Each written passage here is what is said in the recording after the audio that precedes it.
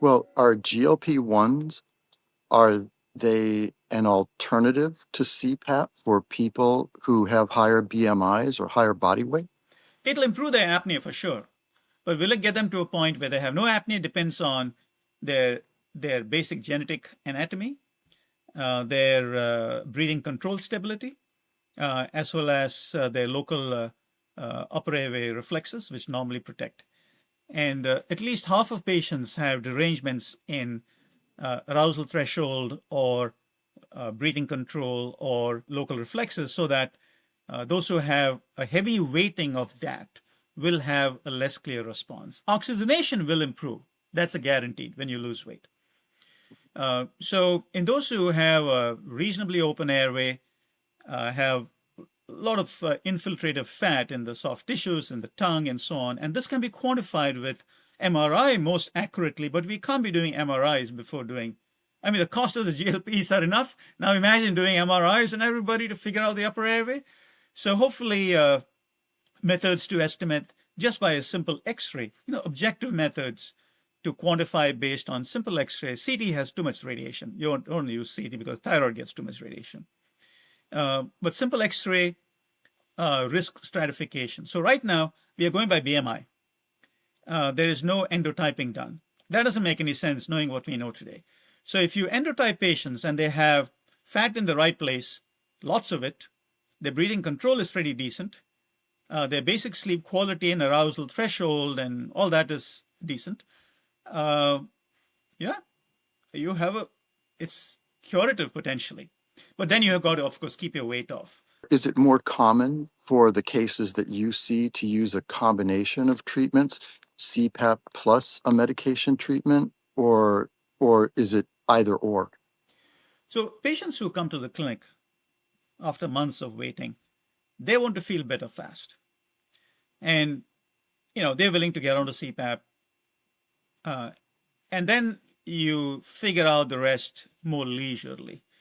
It's different in primary care, I'm sure, or in obesity management centers where patients aren't there primarily for sleep symptoms. They will be willing, in most cases, to spend some time waiting for weight loss to work, to see how well they can feel.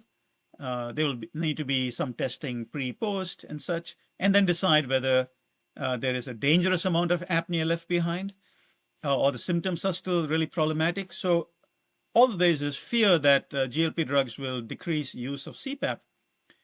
To really for that to happen, it's probably going to take a decade or longer when the whole country is thinner, perhaps. But right now, if there's a sudden drop in CPAP prescriptions, it means people are being unrealistic and probably not the best way to treat patients.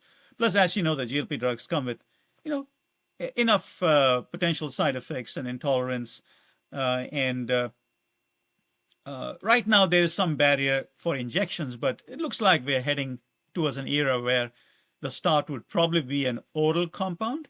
And then if there's no response or inadequate response, it would then be, injectable. And also injectables right now is weekly, but, um, I'm sure monthly will come along. Who knows? Maybe 6 monthly. So the sheer burden is not going to be an issue for too much longer. It's going to be more about, will you lose the love for eating? I mean, food is nice, right? So, yeah, that'll be important for a lot of people. You don't want to just walk around not feeling hungry for anything. I mean, that's not a good. Clearly, there's some role for improving addiction treatment, but for the average person, you want to be able to, eat and enjoy. Statins didn't change cardiology that much. Statins didn't put cardiologists out of business. Statins didn't reduce interventional cardiology, right? But it has markedly improved cardiac outcomes. So similarly, I think weight loss pharmacotherapy will markedly improve overall outcomes, because when with apnea treatment, we are only targeting the breathing. But the obesity related syndromes, clearly there is so much more happening to the body which improves. So if we sleep physicians start using GLP pharmacotherapy, we are sort of becoming the primary care physician of the night, sort of. Like we are taking care of, a lot of nighttime stuff, but it also, it changes their fatty liver, it changes their glycemic regulation and so on. At the same time, there's vast populations where obesity is not the primary driver of apnea. You take much of Asia, Latin America, small people, small airways. I have, many colleagues in India, classmates, collaborators, and whatnot, and they see horrendous apnea in patients who BMI is like in the mid 20s. Now the Asian norm is about 23, but a couple of ticks about that shouldn't kill you, and it's unlikely GLPs are going to make their apnea better. The GLPs will make their insulin resistance better for sure, but not the apnea probably will not, get much better. So there's, I would say in my own clinic, and I see a very wide range of patients, all, ages from 15 above, and I have a more eclectic population than most with lots of hypersomnia and narcolepsy and of course complex apnea and Parkinson's and whatnot.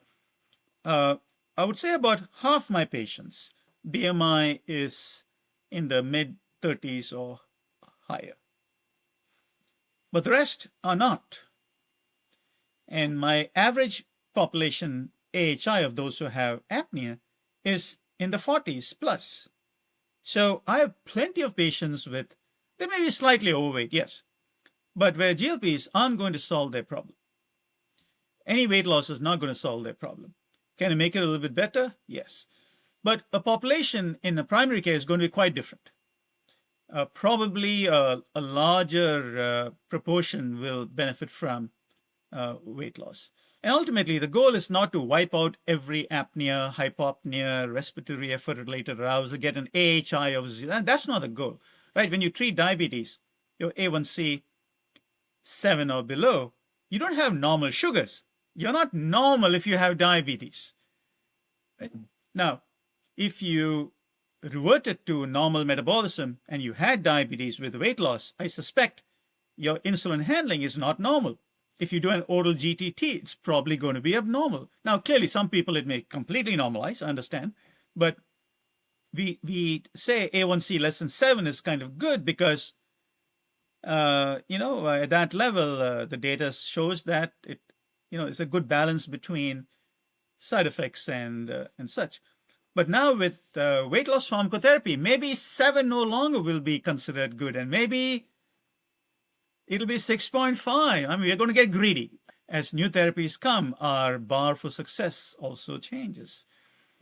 So with sleep apnea, we will have to live with some degree of apnea in patients who have substantial apnea and have weight loss in most instances. But it sounds like there's no one-size-fits-all treatment, that you really have to look at each case individually and then determine what combination of treatments is going to be most appropriate for that individual patient. GLP-1s might be one of the things that you would consider. Correct. We have to balance the patient's desire and capability. Age is an important factor. If you're 25 years old, are going to use CPAP for the next 70 years? I mean, that's a heck of a undertaking. They're looking for something more easier to do earlier on, for sure. Mm-hmm. So we have to look at age and associated factors. We have to endotype. If you have a person with complex apnea, as an example, I tell them, okay, you have breathing control and stability, and that probably will not go away. Your obstruction will get better. Your instability may be more evident or less evident. So you need to be ready to do something for the breathing instability. And that may need supplemental oxygen, which you pay for yourself because insurance won't cover it because you're not desaturating. Or it could be a medication, of course, body positioning, and so on. So we have to really individualize. CPAP, like I said, the godlike aura around CPAP of the 80s, its trailing edge has persisted and is persisting well with people thinking that, you got to put CPAP on everybody. In fact, most payers insist on doing a trial of CPAP, or you need to fail CPAP before you can get an oral appliance. Now, even oral appliance or hypoglossal nerve stimulation uh, or maxillomandibular advancement, there are publications showing that those who have breathing control instability have more residual apnea. Of course, it's not just CPAP. Any anti-obstructive therapy, if your phenotype slash endotype is tilted towards non-anatomical traits, you should expect there will be residual apnea. But how much residual apnea is unpredictable. Some patients clearly are in a range where, they're fine. But the majority of those who have strong non-anatomical traits will continue to have a good bit of apnea. But if you're coming to a sleep clinic, it means that apnea likely will be symptomatic. If you're in primary care or an obesity management program, that residual apnea, you may just live with it. So it's going to be quite heterogeneous. For me, the importance of the GLPs, like I am prescribing. I mean, I will prescribe. I am prescribing. It's hard to get though. Right now, most payers in the area are saying no for apnea alone. But that'll change. But for me, it's about one more tool. And I will combine it with oral appliance, with CPAP, with Inspire, and other, I will combine it with medications. I mean, I'm going to use it as one more option, one more drug, one more, concept. But the good thing is that it then changes the patient in a more holistic kind of way. But I would not, like if it's a diabetic, I would really have the primary care physician or diabetologist prescribe. I don't have the bandwidth to take on, and manage and track and so on. Everyone who is overweight with apnea. But I'm definitely willing to prescribe. But I'm being quite selective in those who I try, and I tell them clearly that,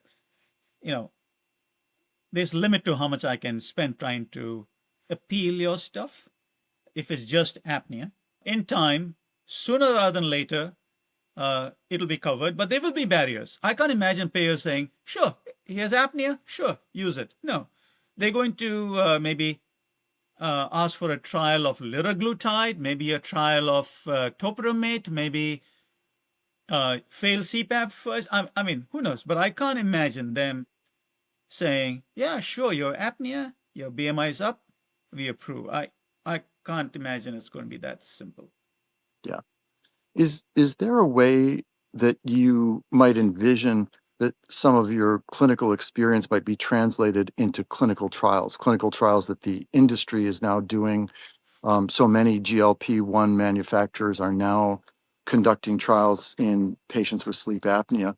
Would you envision a way to include uh, a, a way to systematically look at these very, very diverse cases that you're talking about?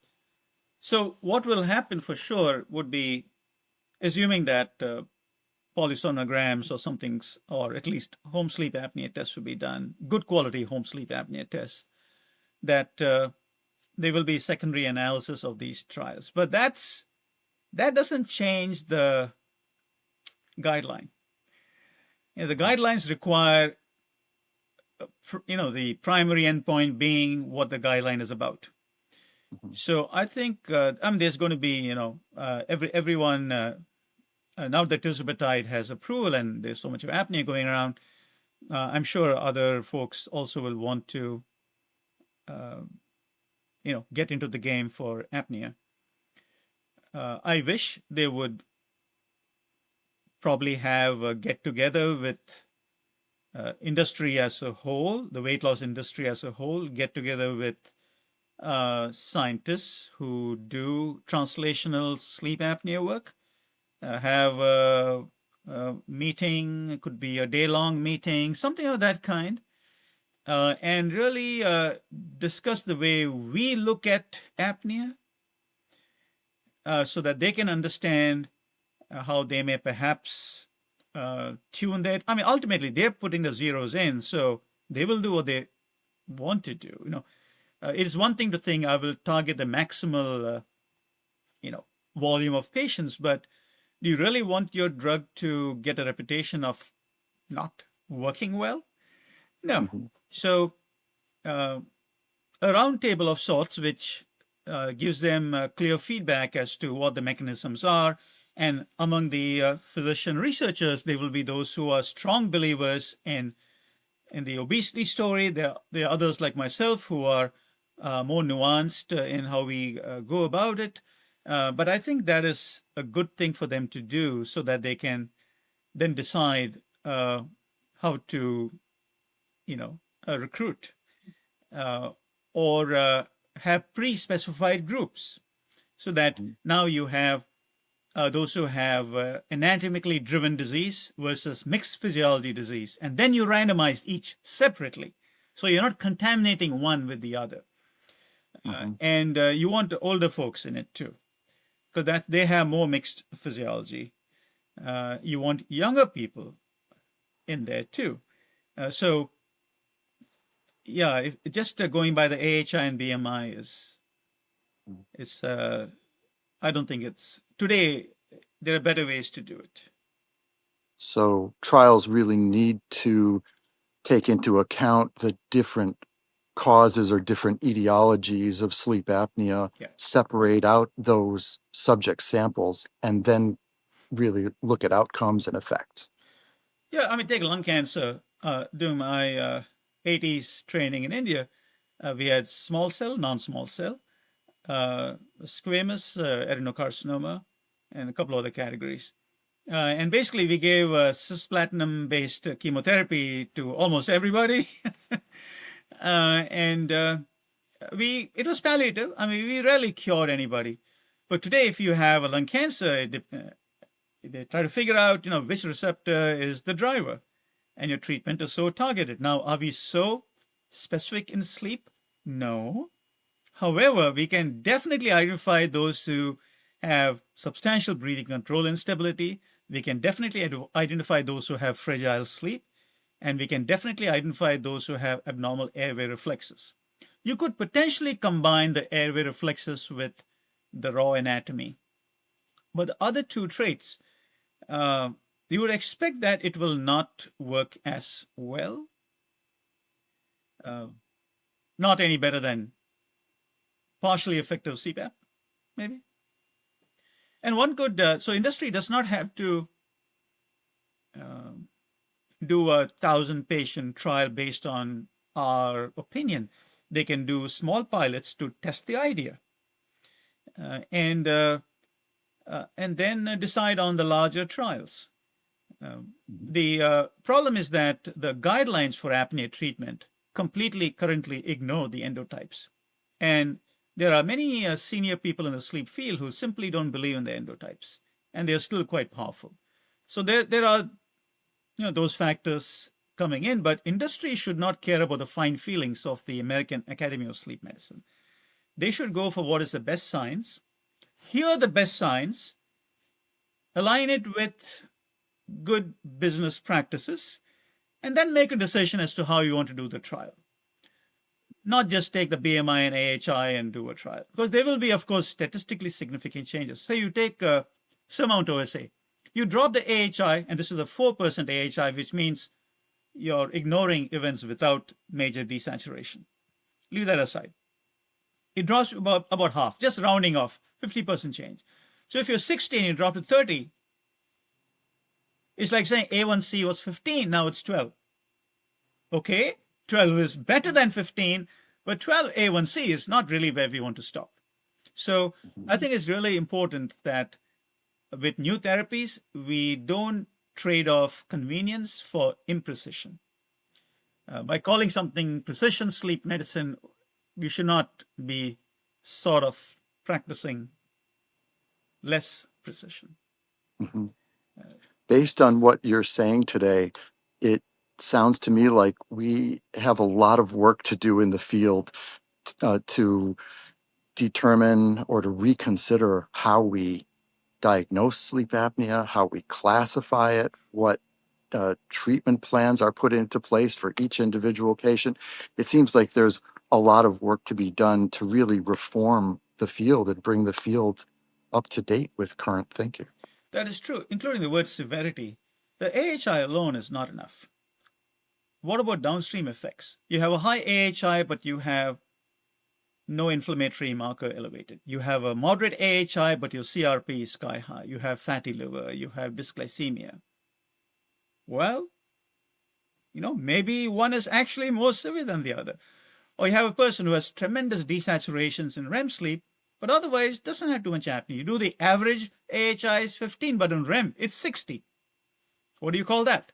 Or a person has very fragmented sleep. Each awakening is like getting whacked by Mike Tyson. I mean, the others who their sleep architecture is perfectly well preserved despite tremendous apnea.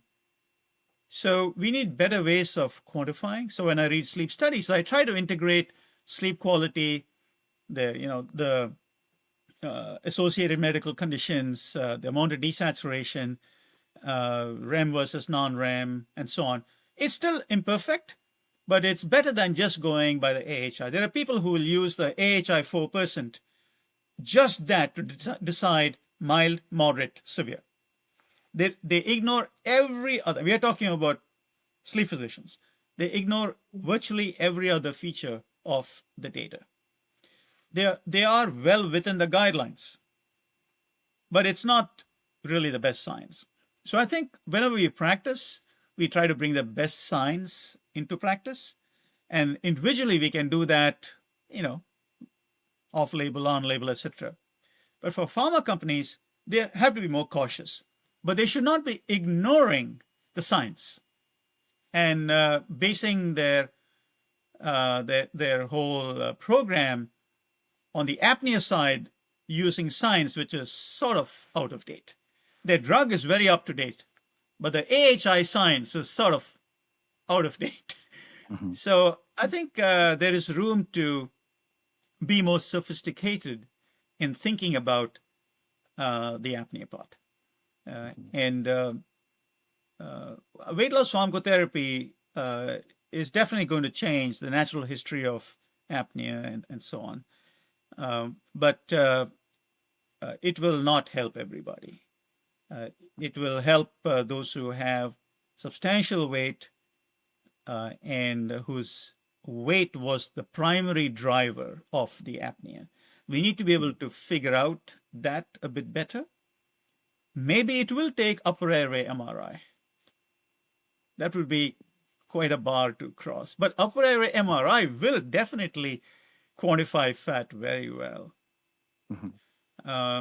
And someone who has very little tongue fat, airway has just a little bit of fat and has much of their weight around their belly, their apnea is not going to get much better. Well, what you've just said sounds like perfect closing remarks to me, but I'm wondering if you have any other closing remarks that you'd like to add before we end today. Yeah, it's a sort of geeky thought thing. Hormones, all hormones, well, everything measurable, have very distinct biological profiles. And these are highly conserved, because the rat and mouse are like humans, and, the rat has the same potassium as we have, and so on and so forth. So the GLP and the incretins in general, amylin, GLP, etc., they have a certain normal profile. And evolution has lived with that for a long period of time. You have GLP receptors in various parts of the hypothalamus, the reward system, in the brain, numerous sort of subcortical areas which are deeply involved in regulation of automatic functions, blood pressure, breathing, and so on. But they have never been exposed to persistently high GLP levels. For that matter, the enteral hormone, neural hormonal system, the gut brain, if you wish, has never been exposed to this kind of sustained elevation in GLP-1 and its variants. We are completely in the unknown whether that is a bad thing, a neutral thing, or a good thing. Certainly, if you just give someone insulin, their sugar will drop, of course, Um, but what if you kept giving a little bit of insulin constantly for years and years and years? Not enough to cause hypoglycemia, but enough to bring the sugars to a lower level. Will that change insulin signaling? Will it change? I mean, insulin receptors are all over the brain and every organ system, muscle, you name it. So Hmm. we just don't know what's going to happen, Hmm. because we are going away from normal evolutionary biology. Yeah. So there is a lot left to be learned. A lot left to be learned. I'm going to give a quick example. Taking out amyloid from the brain. When do you start? Amyloid precursor protein has functions. So if you have a strong genetic trait, do you start when you're like 5 years old? Do you start from birth? I mean, we don't know. Hmm. And Hmm. every question is going to take a long time to answer, very expensive, and on and on and on. So once we start using GLP drugs earlier and earlier and earlier in life, like in youth obesity and so on, it starts the unanswered questions starts becoming more persistent, and we just have to kind of say. I mean, patients ask me who have been on modafinil now for like 20 years. They ask me like, "Is this bad for my brain?" I tell them, "I don't know, but this is what we know." Or taking amphetamines, patients with ADHD taking amphetamines for a lifetime. I mean, we know there's some consequences, but what's happened to the brain? Hmm. Uh, we know that much less than we should. We learn along the way, and hopefully, none of it is particularly bad. Yeah. Well, thank you, Dr. Thomas. This has been a great conversation, and I've certainly learned a lot. I think all of our audience has learned a lot through your commentary and through your vision. Um, and I hope that you don't mind, but as I hear the term sleep specialist, I'm going to start telling people that's not the term that they should really be thinking of these doctors as primary care physicians of the night. Yeah, I've been tossing that term around a little bit, and people smile, but they say, yeah, that's kind of right. I mean, we increasingly are becoming that, right? Because we are modifying lots of biological things at night, and blood pressure, cardiovascular, hormones, all kinds of things. So uh, we can't become AHI doctors. That's not not good. Wonderful. Well, thank you for the talk today. Welcome. Thanks. It was great.